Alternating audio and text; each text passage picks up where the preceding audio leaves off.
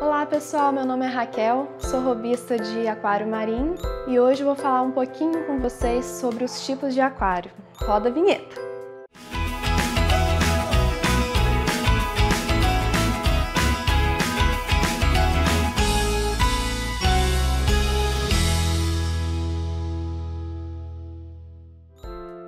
Tem dois jeitos de a gente classificar o aquário, pela fauna que habita ele ou então pelo tamanho. Se a gente for classificar pela fauna, dá pra gente criar um aquário fish only, ou seja, que tenha somente peixe.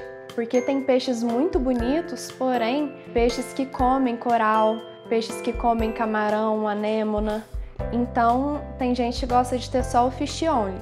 Já vou dizendo que o fish only, né, o aquário que tem só peixe, ele é um pouco mais barato para você manter, porque o sal dele é mais barato da gente comprar.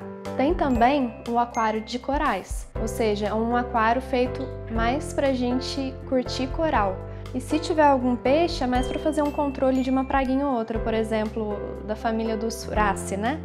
Esses peixes, eles comem planárias, por exemplo. Ou então, a pessoa pode colocar um tangue, que é um peixe algueiro, faz o controle de alga.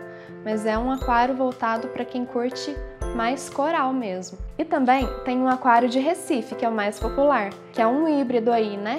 Que tem tantos peixes quanto os corais. Só que esse aquário demanda um pouco mais de estudo, porque você tem que estudar muito bem o tipo de peixe que vai habitar o aquário, para colocar peixe reef safe, que a gente fala.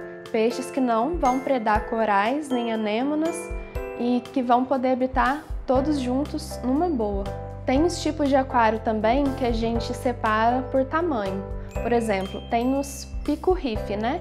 Que são aquários de medidas menores. O aquário pico, geralmente, o pessoal dá esse nome para os aquários de até 40 litros. Então, são aquários que você pode ter um coralzinho, pode ter um peixinho nemo, até um casal. Você pode ter uma anêmona também, mas você não tem muita opção de hardscape, ou seja, não dá para você brincar muito com layout. Seu layout fica mais limitado. Porém, você pode exigir mais a sua criatividade e brincar com o tamanho que tiver lá disponível para você.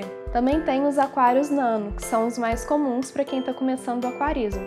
Os aquários nano são de 41 a 100, 120 litros no máximo. A vantagem do nano é que o aquário fica um pouco mais estável que no pico. E os nanos mais comuns são o formato de cubo, porque o cubo é mais fácil de você encaixar na sua decoração, é mais fácil de você limpar. O pessoal curte bastante ele por essas questões. Tem os aquários pequenos também, que são de 101 a 200 litros, que já dá para você colocar um pouco mais de peixe, mais coral ainda. Tem os corais médios também, que são de 201 a 400 litros, que já dá para você pôr muito mais peixe, né? E acima disso são os tanques, aí realmente um pedacinho do oceano na sua casa. É importante lembrar que quanto maior o seu aquário, teoricamente mais você vai gastar com equipamento. Para você ter um aquário maior, você vai ter que ter uma luminária mais potente e um skimmer mais potente. Tudo isso demanda um custo maior. Não são fatores limitantes, porém são fatores que demandam mais planejamento da parte do aquarista. Eu recomendo você começar pelo menos pelo nano, porque o pico reef, se você morar em um lugar muito quente, por exemplo, você vai ter muita dificuldade com a estabilidade da temperatura da água. E a temperatura da água é um fator muito importante porque os corais sentem muito oscilação de temperatura. E às vezes você vai ter dificuldade também em estabilizar a salinidade da água, que é 1025 ppm.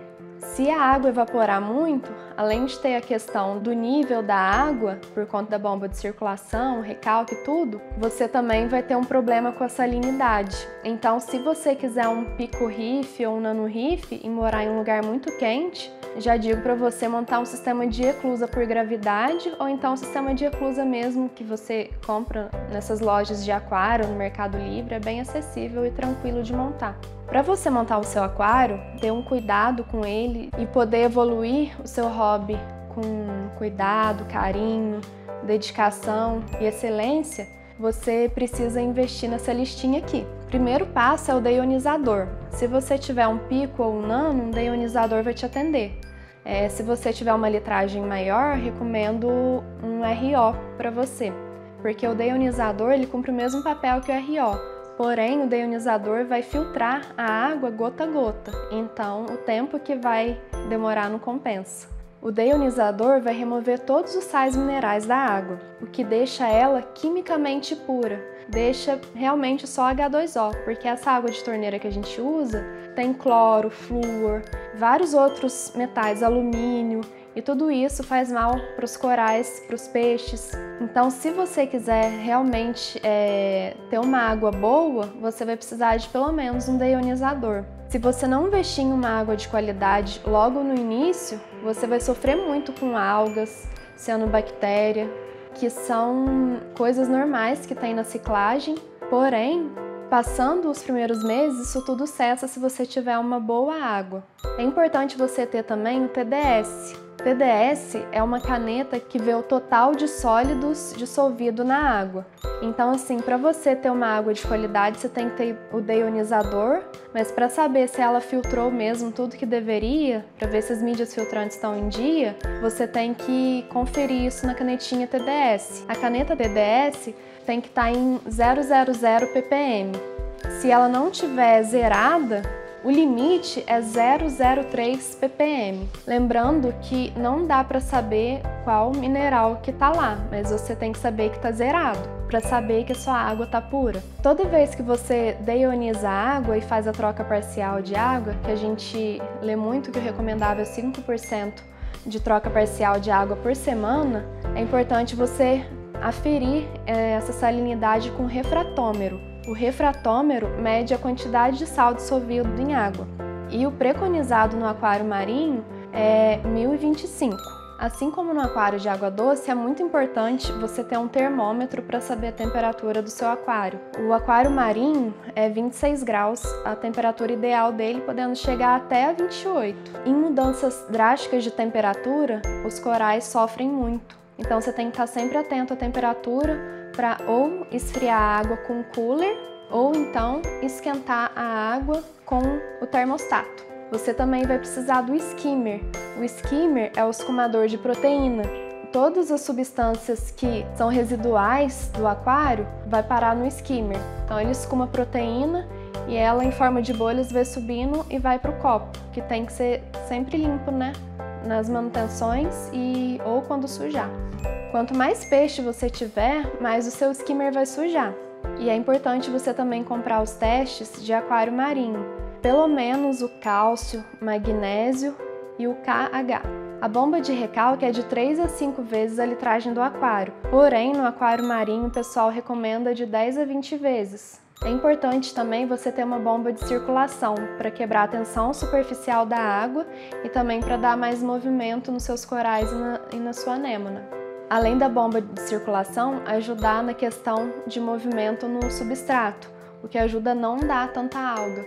Em relação ao substrato, a gente usa muito aragonita e o ideal é ter pelo menos 6 centímetros de substrato, porque o substrato também vai ajudar na filtragem biológica do aquário. Como eu falei antes, é importante você ter o cooler.